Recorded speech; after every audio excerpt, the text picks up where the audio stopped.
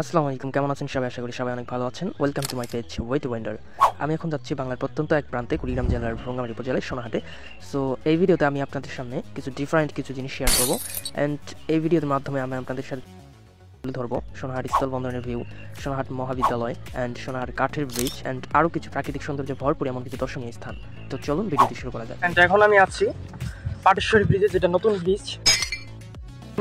গরিব যারা আছে, যারা ঘুরতে পারে না টাকার অভাবে, তারা এখানে আসতে পারেন।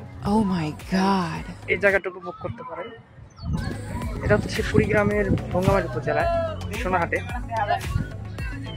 সোনাহাট ব্রিজ, এই জায়গাটা বর্তমান কিছুদিন যাবৎ বৃষ্টি হওয়ার কারণে এই জায়গাটা বেশ দেখতে অনেক সুন্দর হয়েছে। অ্যান্ড আপনার একটু ব্যাক সাইড ভিউটা আমি দেখাচ্ছি। সোনাহাট সেতু বাংলাদেশের কুড়িগ্রাম জেলার ভ্রঙ্গামারী উপজেলায় অবস্থিত। এটি কৌশলগতভাবে গুরুত্বপূর্ণ সেতু। এটি সোনাহাট স্থলবন্দরকে দেশের অন্যান্য অঞ্চলের সঙ্গে যুক্ত করে বাংলাদেশ ও ভারতের বাণিজ্য বিশেষ ভূমিকা রাখে। প্রতিদিন কিছু না কিছু উল্টে যাচ্ছে।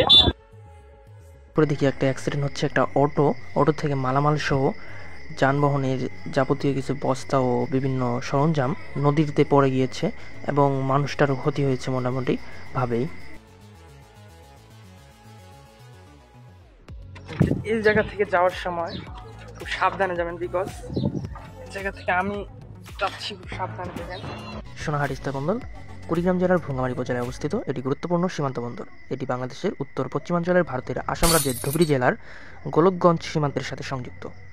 এই বন্দরের ইতিহাস বেশ পুরনো। ব্রিটিশ আমলে সোনাহাট একটি ব্যস্ত সীমান্ত বাণিজ্য কেন্দ্র ছিল। তখনকার দিনে এখানে পণ্য পরিবহনের জন্য রেল লাইন ও ফেরি ঘাট ছিল। সোনাহাট ডিগ্রি কলেজটি ভ্রঙ্গামারী উপজেলার সোনাহাট ইউনিয়নে অবস্থিত।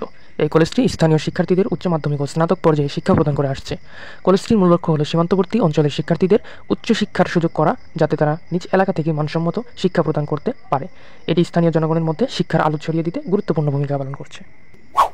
একটি সরু পুরনো কাঠের সেতু নদীর উপর দিয়ে ধীরে ধীরে বয়ে চলছে। কাঠের তক্তাগুলোর উপর হাঁটার সময় মৃদু করে শব্দ শোনা যায়। প্রকৃতি তার অতীতের গল্পগুলো ফিসফিসিয়ে বলছে। সেতুর দুই পাশে গাছগাছালি ও প্রাকৃতিক সৌন্দর্য দৃশ্য দেখতে দেখতে আমরা চলে যাচ্ছি এই সেতুর একদম শেষ প্রান্তে, যা একটা দুই ধারে প্রাকৃতিক সৌন্দর্য দিয়ে ভরপুর, এবং পাশে রয়েছে একটি বিল, যেই বিলের উপরেই আসলে কাঠের সেতুটি নির্মিত হয়েছে। সো আজকের মতো বিদায় নিচ্ছি এখানে। কেমন লাগলো ভিডিওটি? আশা করি সবারই ভালো লাগলো। ভালো লাগলে লাইক করতে ভুলুন না, আর যদি চান আরও এমন ভিডিও আসুক তাহলে সাবস্ক্রাইব করে আমাদের পাশেই থাকুন। দেখা হবে পরের কোনো মন ছুঁয়ে যাওয়া প্রাকৃতিক গল্পে। আজ এখানে শেষ করছি, তবে প্রাকৃতিক সৌন্দর্য কখনো শেষ হয় না।